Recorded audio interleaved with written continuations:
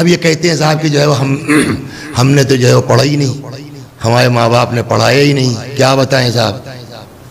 کہا تو اول تو سیکھیے آپ، جتنا ہو سکے اتنا قرآن کوشش کیجئے، سیکھیے.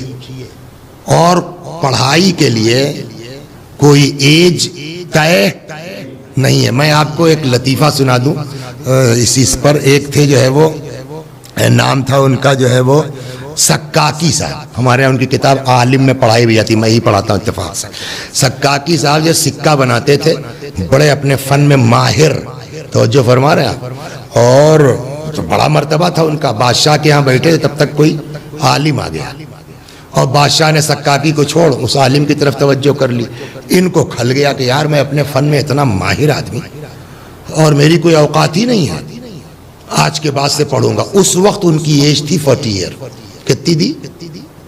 40 برس. اور بہت اچھا دماغ بھی نہیں تھا، لیکن محنت کرے آدمی تو کیا نہیں ہو سکتا. انہوں نے کہا اکا سکہ جو ہے وہ یہ سب چھوڑو یار، لوہار پنا، اب پڑھیں گے. وہ گئے ایک مولوی صاحب کے پاس. تو دیکھیے اب ان کے دماغ کو پہلے سن لیے، دماغ سنا رہا ہوں. گئے ایک مولوی صاحب کے پاس، صاحب ہم کو پڑھائیے آپ. وہاں جب گئے تو آپ نے دیکھا ہوگا وہ کیا کہتے ہیں، چمڑا، کھال جو ہے ایسے ہی رکھ دیجئے تو سڑ جاتی ہے نا، لیکن جوتا وتا بنتا ہے برسوں چلتا ہے، تو اس کو کہتے ہیں دباغی کرنا. اب آپ کی زبان میں کیا کہتے ہیں نہیں معلوم. تو وہاں گئے تو مولوی صاحب نے جو ہے وہ ان کو کہا اتنا یاد کر کے آؤ کل. کیا؟ شیخ کا نظریہ یہ ہے کہ کتے کی کھال دباغی کے بعد پاک ہو جاتی ہے. کیا سکھایا؟